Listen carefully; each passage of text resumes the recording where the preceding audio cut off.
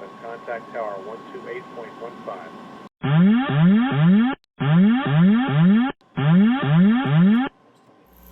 Caution, caution. Manual, fuel, manual, fuel. I'm John Goglia. I'm Greg Feith. And I'm Todd Curtis. And we are the Flight Safety Detectives. Between us, we have over a century of aviation accident investigation and safety experience to draw on as we discuss issues that affect all of us. So we are qualified to share our perspectives on accidents and incidents and what can be learned from them for the future. We're proud to say we've got 3 sponsors that really relate to the topic of aviation safety. The Professional Aviation Maintenance Association, or PAMA, Piston Power, and Avemco Insurance, a world-class provider of aviation insurance. Later on in the show, we'll tell you how you can get a 5% discount on your insurance just for listening to the show. We don't just dissect the official reports. In every episode, we identify safety issues and take the mystery out of accident investigations. So maybe pilots and their planes can have safer flights ahead.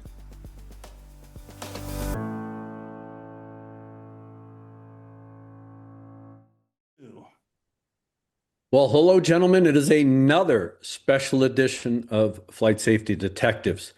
We are recording this because we've gotten some responses from our previous show regarding the preliminary report that had been issued by the India government on Air India Flight 171. And while we have had thousands of comments in a variety of different forms, and I've also received a number of comments on some Facebook posts that I put out over the weekend. It's one of those things, John, that you used to write an article called Torqued. Well, I think the 3 of us are torqued over, one, some of the comments, especially by those people who are probably non-pilots. 2, by people that hold a pilot's license in their pocket and now think that they're aircraft accident investigators or subject matter experts.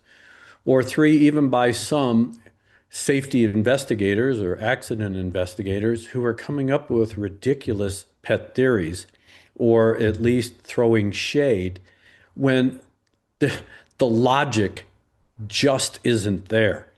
And I know that there were a number of comments about me being hard on people. What do you mean hard on people? We're a month into this. We do have some factual information, and we have to take the facts that are written on that piece of paper called the prelim report as facts.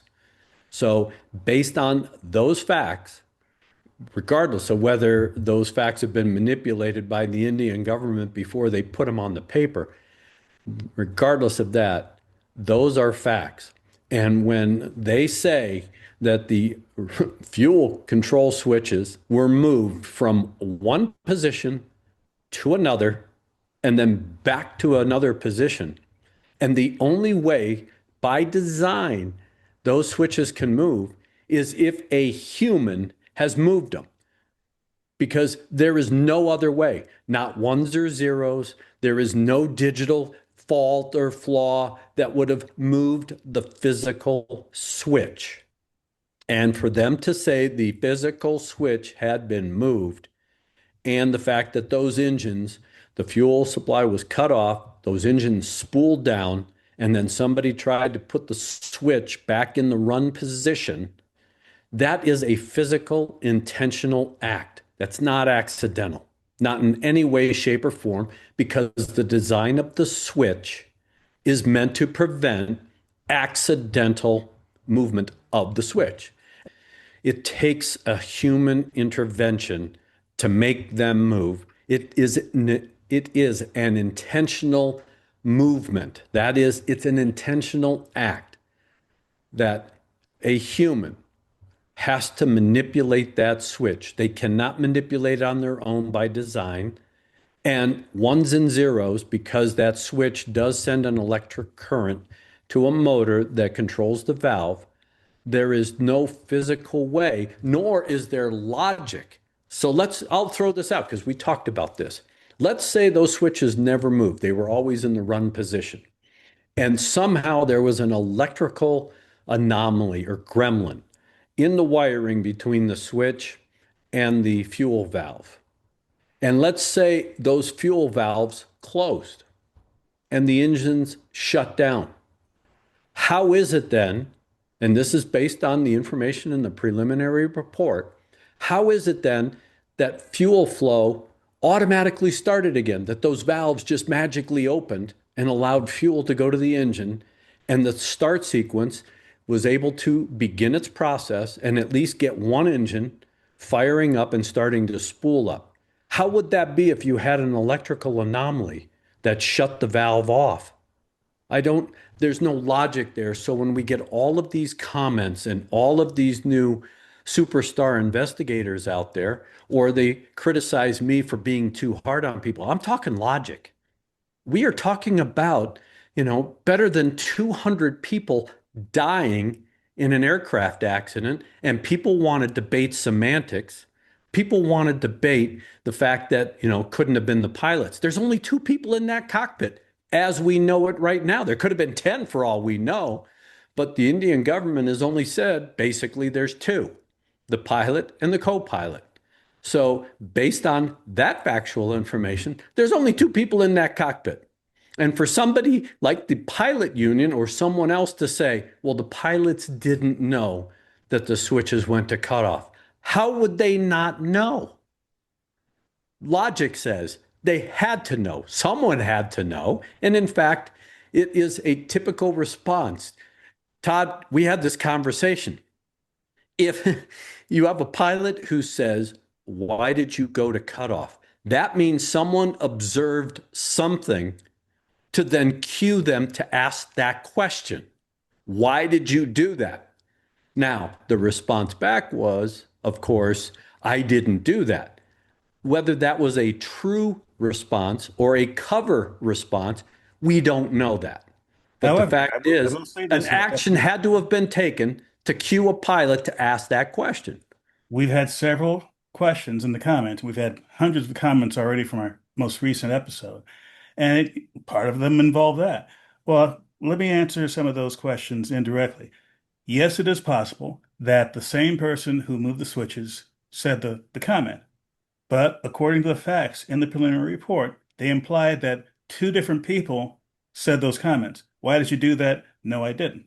So to say that the pilots didn't know what was going on, only if they didn't understand how the airplane operates. And those two switches in question are so fundamental that I'm just about absolutely certain that if the pilots knew that that switch was pulled, that they knew that the engine would be losing fuel and cutting off. That's one thing. And you mentioned also comments from pilot unions, and there's other comments from Boeing and from Air India itself. The CEO of Air India said a few things. And I'll just say this. It is a preliminary report. There are a lot of questions that are unanswered. The CEO of Air India said there were some unanswered questions. I agree with them. I also have to say that so far, those questions have not been directly answered by the investigative authorities, and they have some more things they should do.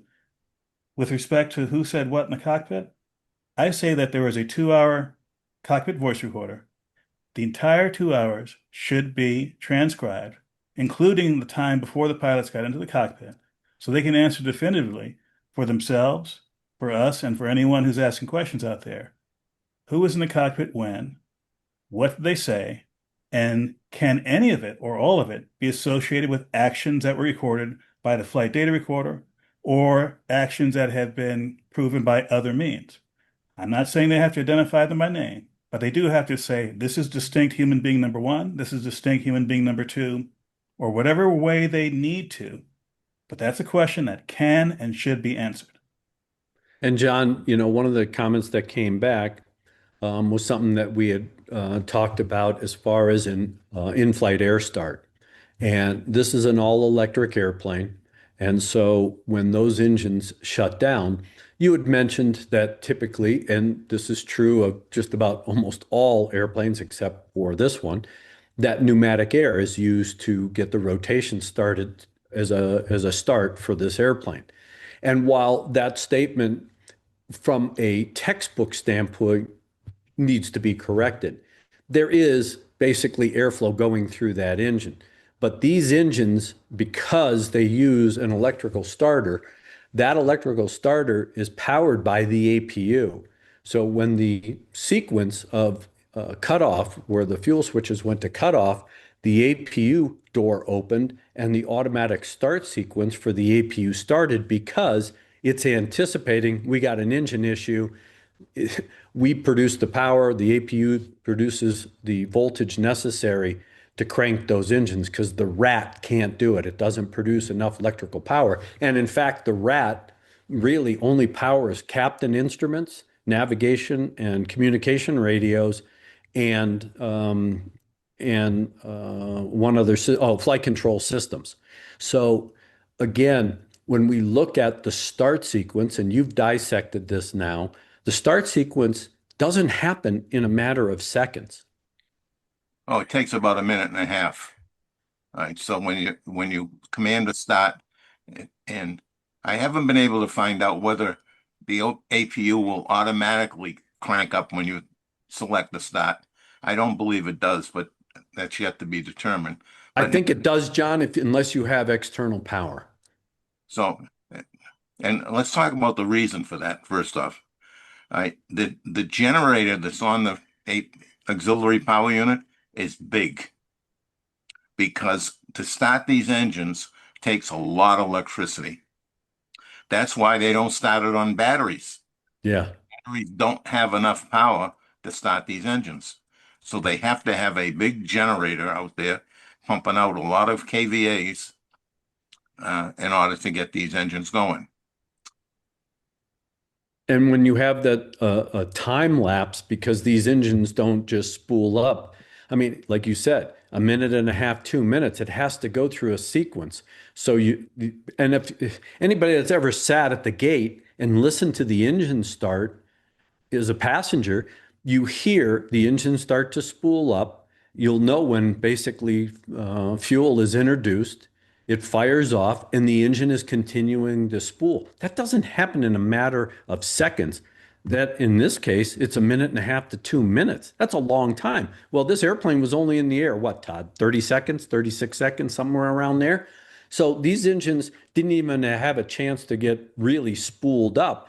Number one, from what the prelim report said, indicates that it was in the process of now spooling up, not to any kind of speed that would produce any kind of thrust for sustained flight. And that number two, hadn't really gotten off the start blocks, if you will. And so they just didn't have any time. But, some of the comments that we've read, not only through flight safety detectives, but other people's websites and YouTube channels, and some of the commentary doesn't make logical sense. And one of the things that we do on this show, because we do have sources of information that'll just about 99.8% of all of these other folks don't have, we can verify and vet a lot of information. Plus, the biggest thing is we have experience. I mean, I spent, 18 months in Indonesia going through an intentional act. I know that with Egypt Air, it was an intentional act. And for people to go, I can't believe a pilot would do this. Well, we've seen historically that pilots will do intentional things. Germanwings, Silk Air, Egypt Air, PSA, where we had a disgruntled employee shoot the pilots and that kind of stuff.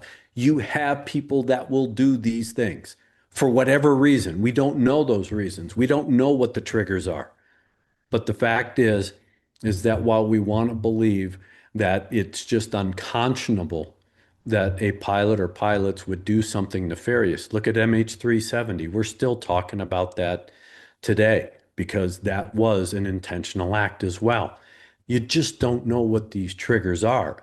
And I get spooled up over some of the ridiculous comments. We got one through flight safety detectives where somebody is trying to draw a link between the price of gold, the price of Boeing stock, and this accident. I mean, I will give them an A+ for creativity, but there is just no substantiation or logic behind that. And it's very frustrating because these kinds of things mislead the uneducated public. And I'm not talking school education. I'm talking about people that don't really understand aviation. Yet you have a lot of people that are sounding off as though they are experts, producing just ridiculously wild stuff that makes no logical sense.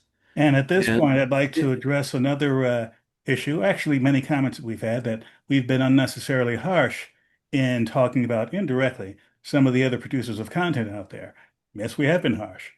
That said, speaking personally, I've been putting out things as someone inside the business for over 2 decades now. And sometimes I need to have some, how should I say it, some schooling and correction in what I say, yeah, but not because I'm intentionally trying to do something. And for those of you who are putting out stuff that sometimes get us going, look, I actually look at a lot of that stuff. Sometimes I really like what I see. Sometimes I don't. And I'll say that with rare exceptions. I'm talking about conspiracy theory type places where people are deliberately putting on garbage. Even the ones that are notorious for being opinionated and wrong-headed and sometimes and whatnot are sometimes on the money. So my comment is, if we do make a yeah. comment, we probably have something good to say to you about your work at the same time. We may not say it in that show, but we're looking at you because we want to learn more, and we'll take it from any corner we can. But But I get on my high horse because when you have a lot of people come out 2 hours, 5 hours, 12 hours after an accident and say, the crew didn't set the flaps. How do you know that? You looked at one frame of a video and you said that the flaps weren't set, and then you build a whole storyline for a month only to be proven wrong. Because one, I mean, I knew the flaps were down. I blew those videos up on a big screen TV. You could see the slats out. If the slats are out, there's at least one setting of flaps. And if you understand how Fowler flaps work, as we've talked about in previous shows. So you have to do your homework. You have to vet before you say anything.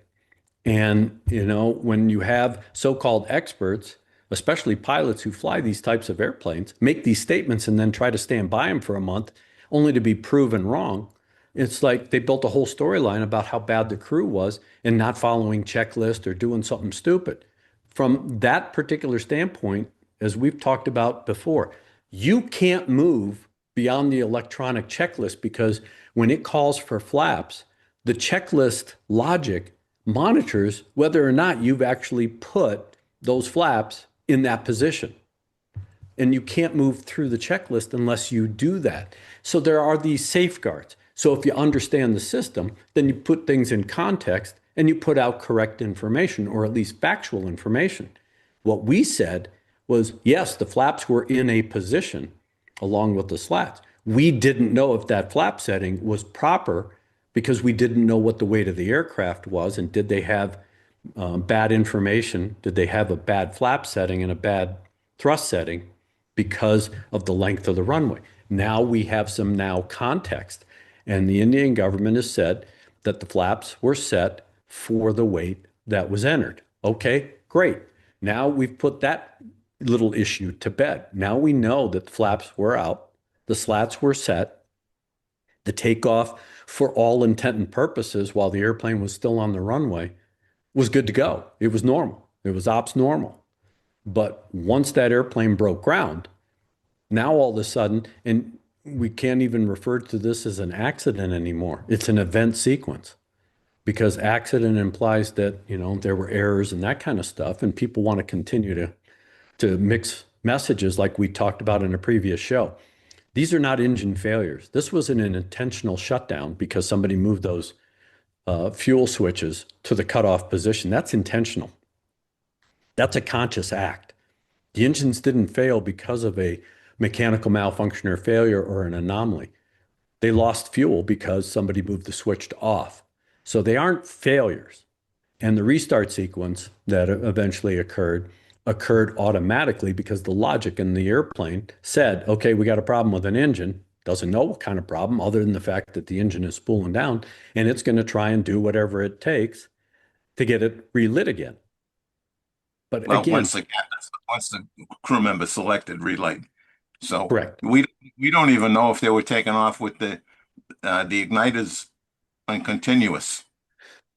Yeah, Right? there's, So yeah, there's John, so much in there. There's so much in there that's not said. And you know what I noticed in listening today to a whole bunch of brand new experts that are now all over the internet, at least 6 new ones today that I've seen, is nobody does the timeline. All right, seconds matter. And you go down with everything that you know from the time the airplane started to move from the gate, taxi time, right, time to the end of the runway, takeoff time, what happened every second along the way that you can identify. Nobody's been doing that. We did it, and we continue. We just did it before this show to confirm some numbers because we got some additional numbers from another source, right? And just to make sure that what we had was accurate. one of the things that you brought up earlier, Todd, off the air, um, is that we do not script this show. There are a lot of shows out there that are very well done, very well produced, but they're heavily or highly scripted. We have never scripted a show. We get on, we talk about subjects, we talk about issues, we talk about facts like this prelim, and we talk from experience. We talk from the fact that we analyzed what was in the report, what wasn't in the report. We're not speculating. I mean, the fact that the switches moved, that's a fact. It's a hard fact. Someone's used data to prove that, not only physical data, but also digital data from the EAFR. The fact is that someone physically moved those switches. That's not us speculating. And again, when they go, well, you don't know the pilots did that. Who else would have done it? There's only technically 2 people in there unless we're told otherwise.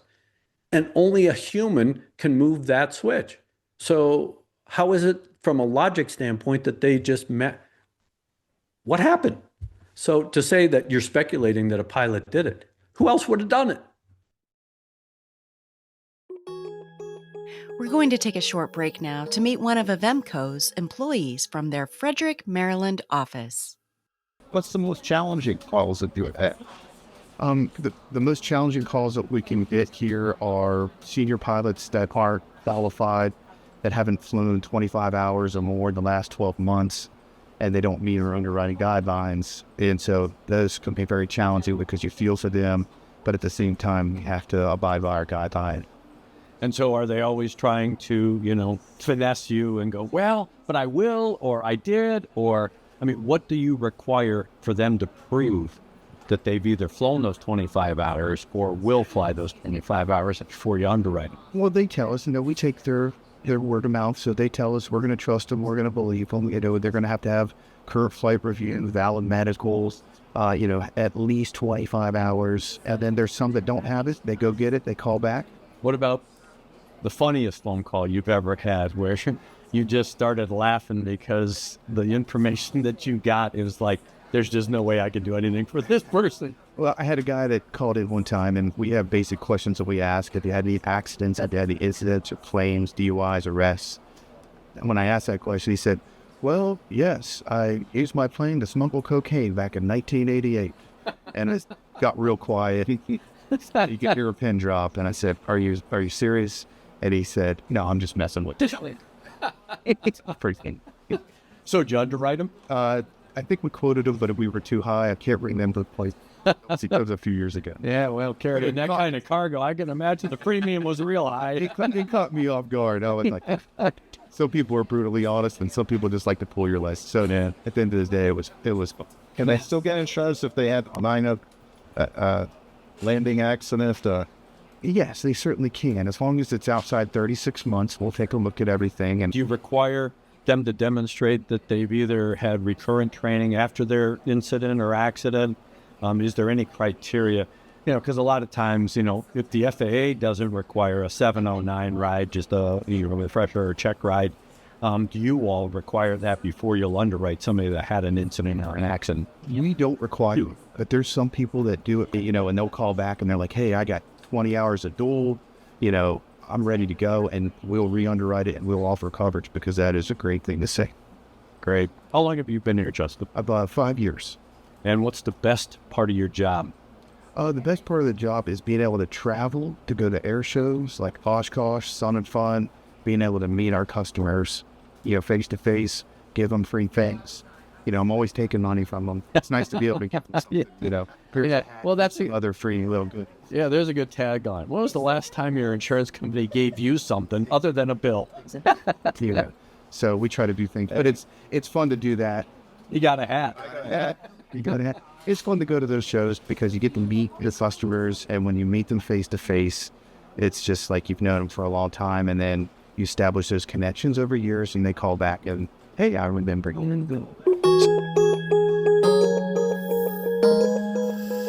And now, back to the flight safety detectives. Now, there's a lot of speculation out there, sometimes from official or professional bodies. For example, there was a quote from the Indian Pilots Union, can't remember the name of the union right now, but the quote was something effective. This was besmirching the reputation of the pilots. The preliminary report was not there to lay blame or to besmirch reputations, nor is it ours. But if we have a report that says a human being pulled the switch from run to cutoff, that's not besmirching a reputation. That's relaying the fact that a particular act took place. We don't know why it took place. We may never know why it took place. That's the job of the investigation, and we hope that it is fully executed by the Indian authorities. And as I stated earlier, that the other parties to the investigation have full access to bring their expertise to bear on this, to make sure that as much clarity as possible is given to both the accident investigations and to the public at large. And one of the things that we've talked about in the past, and I continually harp on, is the fact that we weren't getting information from day one. It was few and far between. Again, I've been in those situations when the investigation takes a different direction and information is held close to the vest for a reason. And that's what I had suspected early on. But I don't talk about it because, again, without being there and actually having all of the data to support or at least verify what I believe, I'm not going to talk about that this was, at that time, early on in the investigation, anything where an intentional event took place. We finally got some factual information to actually verify or vet what we suspected and now can confirm. But there was an article written, the Wall Street Journal basically said that the NTSB investigative team was willing to basically tell the Indian government we're done because it lacked transparency as far as releasing information. We were all anticipating and expecting information, and when nothing comes out and you have a void for 30 days, regardless of what ICAO Annex 13 says about releasing preliminary information within the 30 days, the fact is that we didn't know if this was a flight safety issue with an aircraft, with an engine, or even the flight crew as far as procedures, policies and procedures by the airline itself. To have nothing come out created just a trove of speculation built on not even factoids. It was, little tidbits here and there based on a video or two videos and things like that. And of course, what we were trying to do was take those same videos and just factually walk through. Well, the airplane took off. Okay, great. It looked like it used the majority of the runway, which it did. The airplane got airborne, but the flight path caused, I said it was starting to settle, which means the power was off that airplane, off those engines early on. It's been now confirmed. We've been able to put a timeline together. Todd, you did a good job in doing that, in looking at when the RAT deployed. Well, the RAT deployed as soon as those fuel cutoff switches went to cutoff. So now we can put a whole sequence of events together and put some context. We can't put a lot of context to it because, as you brought up earlier in our conversation, Todd, we know what happened factually because we get it off the flight data recorder as the Indian government is presented in the report. We don't know why it happened. We don't know why one pilot did this and one pilot responded like this and one pilot then took another action, and one pilot made a mayday call. We don't know who it was, and we don't know why they did it. But we do know that we have two engines that were shut down, didn't have sufficient time to spool up and flight to be sustained before they collided with trees in a number of buildings. All we're trying to do is understand whether or not this is an accident where there are safety of flight issues that need to be corrected by an airline, an operator, if you will, a regulator, a certifying authority. We don't know. But now, based on this factual information, this transitions from an accident to possibly a criminal act, an intentional act that takes on a different complexion as far as the investigative process. And again, people get all wound up about, oh, we're just talking facts. But a lot of people are building a variety of different storylines that just don't make logical sense. If you're going to at least fantasize about a pet theory or whatever, at least have it, make some logical sense. But and that's what we're trying to do, is just correct it, because it's a disservice to put out, the price of Boeing stock and the price of gold, had something to do with this. Really? How do you tie that together? I still don't understand how you tie all that together. And then there's a lot of people think that this is a conspiracy for the United States to cover Boeing and or the FAA. And that's just simply not the case, because I think the Indian government, if that were the case, the Indian government would want that to be known that, hey, look, there is a problem with this airplane. There is a problem with the regulators. Why would the India government not at least present that if this was a cover-up and it was known? So, And speaking of the Indian government, it's Monday afternoon in the United States, East Coast time, and the next move is in the hands of the Indian government. Will they be commenting on what they said in the preliminary report? Will they be providing more factual information?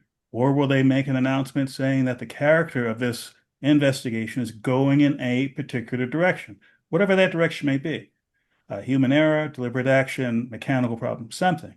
The next move is theirs. And we can only go through the data that's on the ground right now so much before we have to have something more. So, Indian government, your turn. and then John, one of the things that we talked about earlier was the fact that the FAA put out a statement regarding the SAIB that's referenced in the preliminary report, where they were finding issues with the fuel control switch, the detent, and that there were an issue, or at least issues that warranted an SAIB, which is not an AD, it's not an airworthiness directive.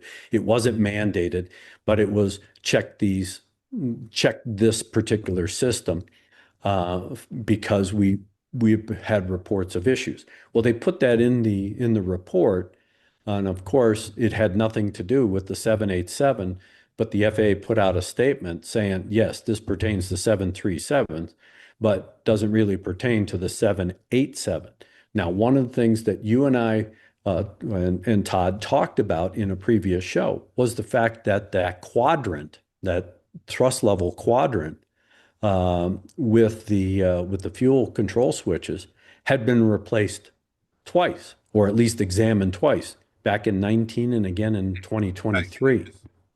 The quadrant was replaced, we've been told. And the question is, why twice? What was going on that they had to do it twice?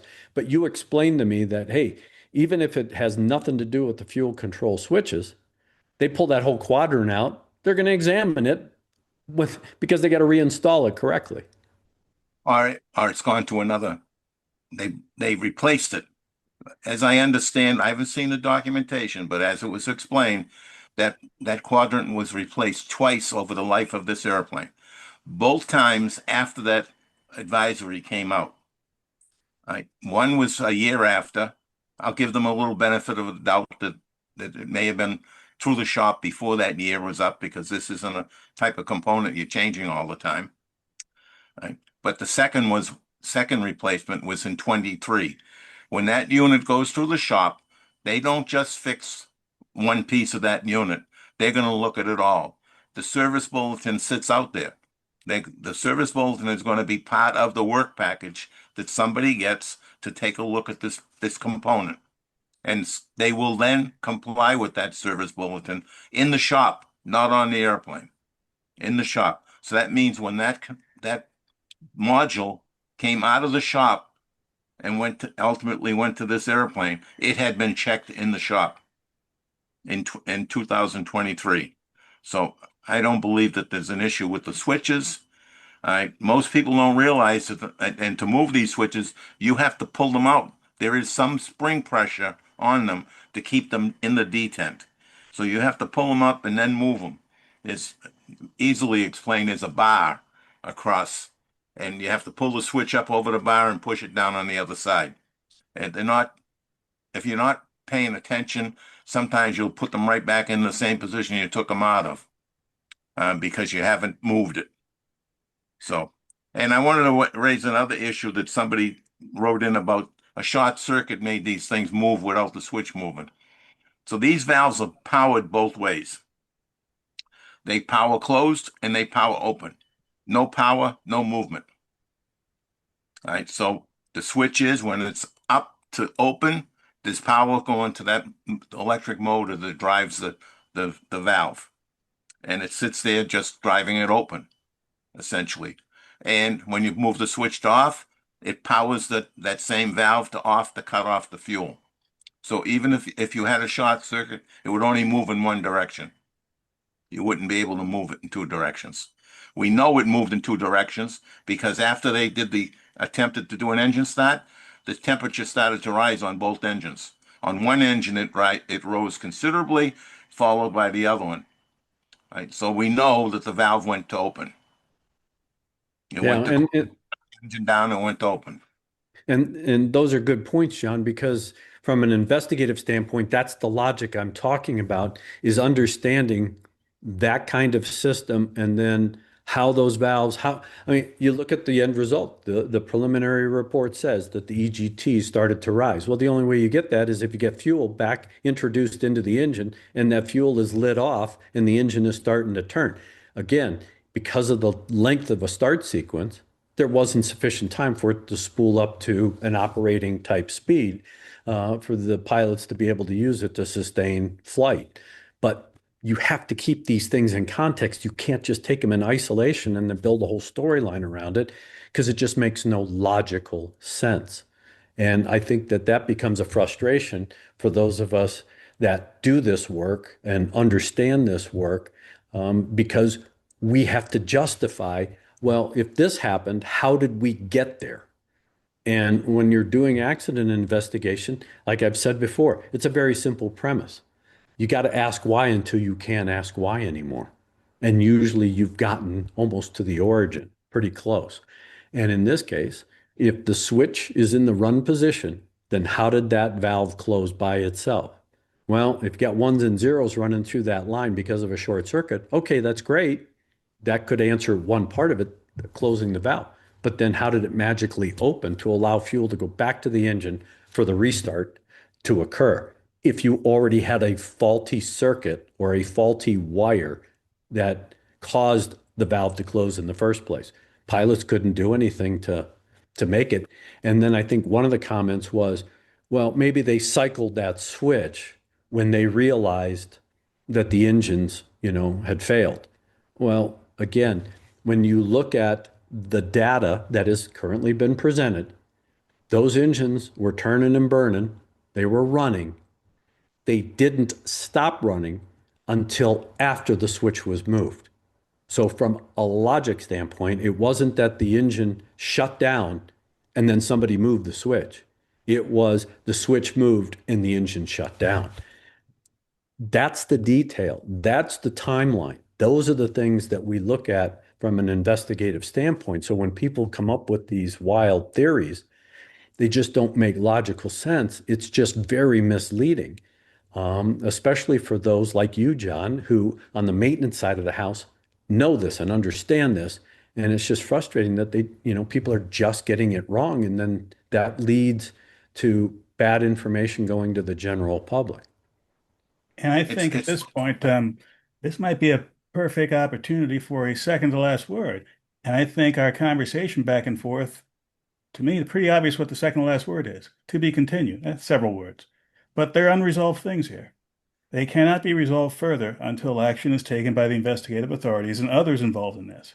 And I look forward to getting more insight, more data, as soon as possible from the authorities. And yes, I'm even looking for more opinions from those out there.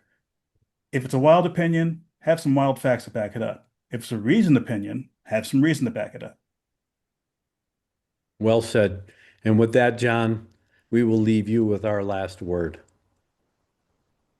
My last word would be to everybody out there that's spreading poor information, disinformation, to please stop. They're driving the passengers crazy.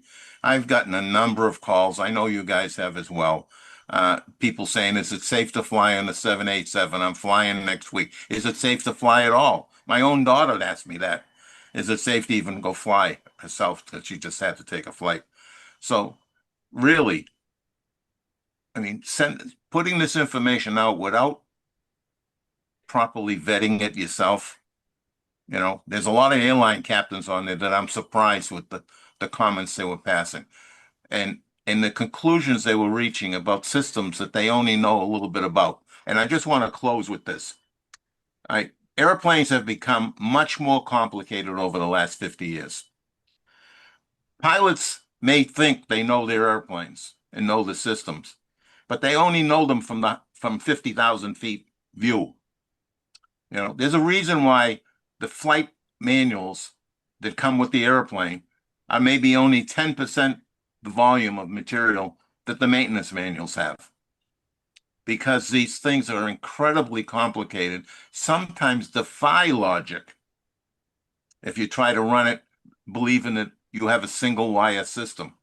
And I can remember doing a number of accidents with pilots that were pretty sharp, but they could never get it through their head about different circuits, running two different electrical sources through the same wire, doing an and/or circuitry. And the list goes on, and I don't want to confuse our listeners with all that jargon, right? But just say that these airplanes are very, very complicated. It takes mechanics years to learn them, and yet pilots are flying the airplanes. That's what they get paid for, to fly, not to try to analyze the maintenance aspects of the airplane. And I seen on just today, I saw several videos where pilots were stepping off into the area that they have little or no expertise in. And they're spreading wrong information, and the general public is out there sucking it up. Yeah. So please stick to what you know. If you don't know, don't put it out there.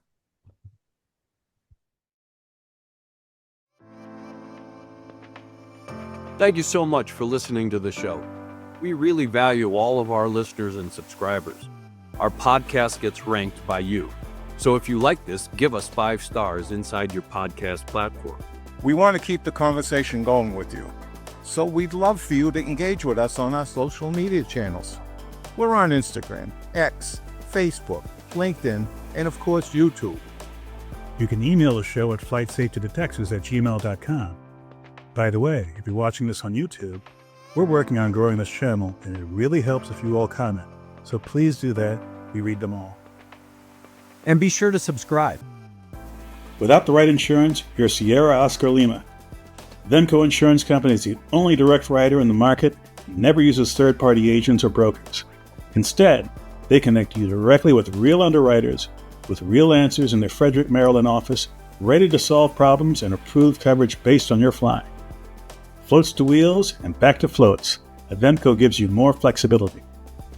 Call 888-879-0389 for a free quote or visit avemco.com/flightsafety today.